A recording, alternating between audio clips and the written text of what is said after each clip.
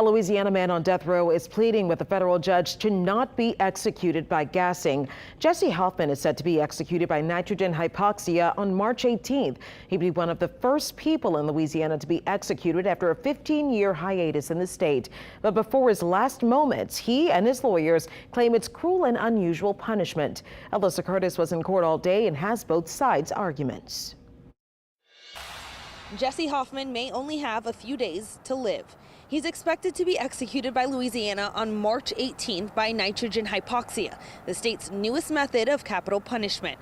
But Hoffman is arguing that method goes against his religion and causes more pain and suffering than just his sentence of death.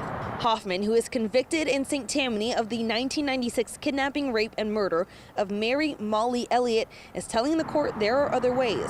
Hoffman is a Buddhist, and his main form of practicing the religion is through breathing meditation.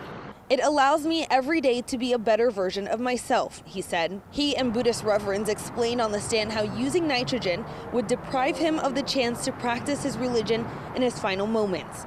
They say the practice requires breathable air. Plus, they believe in reincarnation. A traumatic end to one life would impact his next. Breath is a vehicle to liberation. Up until death, state of mind is important, the prison's Buddhist Reverend Michaela Bono said. But state lawyers say he can still do his breathing technique as long as he inhales and exhales. Hoffman and his lawyers argue death by firing squad or lethal injection would be more humane.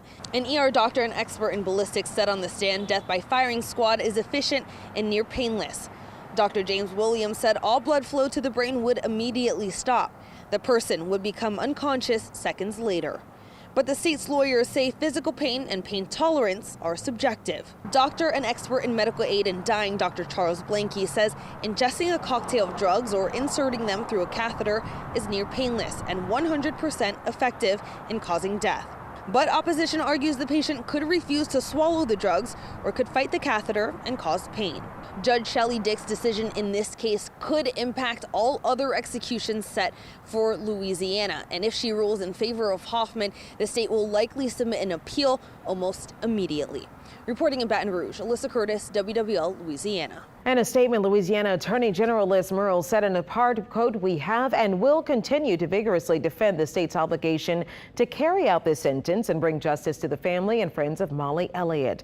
She says the court should dismiss Hoffman's complaint.